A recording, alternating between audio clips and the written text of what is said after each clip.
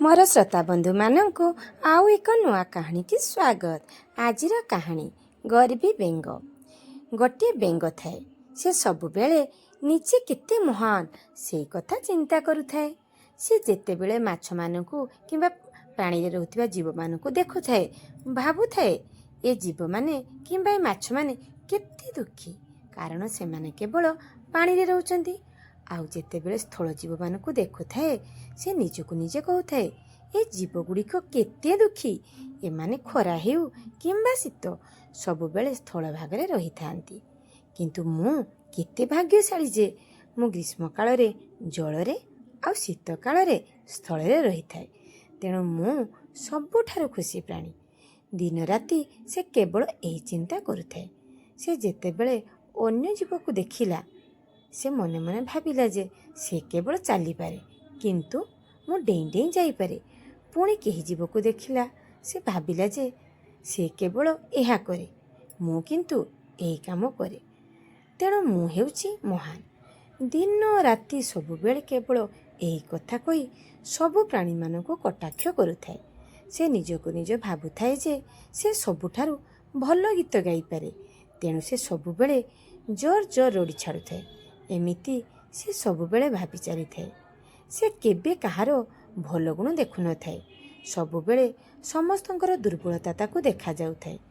आउ से एई कथा सेमानंकु कही सेमानंको मन दुख करिबा सहित निजे बहुत खुशी होई आनंद अनुभव करुथाए। से निज कंठ किते सुंदर भाबी जोर जोरे क्रक क्रक करुथाए। एही समय स्थायी स्थान उपर देई काउटीए उड़ी जाउथाए। से बेंगर शब्द शुणी आसी बेंग पाखरे बसी पड़िला। बेंग इते खुशी थिला जे से निज आखि बंद करी गीत गाउथिला। तेणु काऊ सुजोग देखि टिके टिके पाखकु आसुथाए।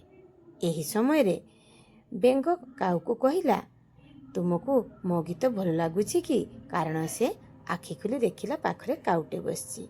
सेई पई बोधे तुमे मो पाखरे आसी बसिच एवं मोर गीत शुणुच। काऊ कहिला, हाँ मते तुम गीत बहुत भल लागुछि। बेंग कहिला, देख मो पानी रे आउ भूमि रे भी रही पारे, किंतु तुमे केबे पानी रे रही पारिबो नाही कि मो भली तुमे सुंदर गीत मध्य गाई पारिबो नाही। काऊ कहिला, हाँ ठीक कथा। एई समय काऊ सुजोग देखि बेंग पाखरे आसी बसी पड़िला। बेंग निजर बहुत प्रशंसा करी चली थाए। आउ काऊ को कहिला, तुमे ए सबु तो करि पारुना। ए जीवन तुमर किते विरक्त करो, कारण तुमे तो किछि करि पारुना। तुमे ए जीवन रे कोन करि पारिबो कहिलो? काऊ कहिला, नाही मु तो ए सबु करि पारिबि नाही, केवल गोटे काम करि पारिबि। आपण माने भाबुथिबे जे से केउ काम करि पारे बोली कहिबो। आपण माने से जहा कहिबो जदि भाबि पारुछंती ताहले कमेंट लिखंतु। आउ जेउ माने भलो भलो शिक्षण कहानी शुणिया को चाहउछंती सेमानकु मोर अनुरोध, सेमाने प्रथमे मोर चैनल को सब्सक्राइब करी ऑल नोटिफिकेशन बेल को ऑन करंतु, जहा फळे आपण माने मोर समस्त कहानी रो नोटिफिकेशन सर्वप्रथमे पाई परिबे। कहानी भलो लागिले लाइक आउ शेयर करबा को आदौ भूलिबे नाही। हो आसंतु काऊ कोन कहिला जानिबा, आउ आपण मानकर अनुमान केते ठीक किंबा भूल अछि जानिबा। काऊ कहिला, मु तो ए सब करि परिबि नाही, केवल तोर बेक को धरी उड़ी जाई परिबि, जेउटा तू पारिबु नाही। काऊ एहा कहि संगे संगे बेंगर बेक को धरी उड़ी गला। देखिले तो अन्य को नीचा देखि निजको महान बोली गर्व करथुबा बेंगर शेषरे कोन अवस्था हैला। एही काणीरू आमे कोन शिखिले आसंतु जानिबा। आमे एही काणीरू शिखिलु जे केबे निजको महान भाबी गर्व करिबा उचित नुहे। भगवान समस्तଙ୍କୁ किछि किछि गुण दे पठाइचंती।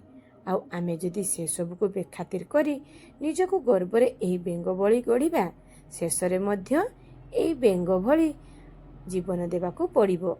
तेणु केबे केही गर्व करिबे नाही, कारण गर्व करिवार फल केबे भल होई न थाए। आसंतु कहानी को शेष करिबा। आपण मानको कहानी शेष पर्यंत देखि दिबा जोगु अशेष अशेष ଧନ୍ୟବାଦ ରହିଲି।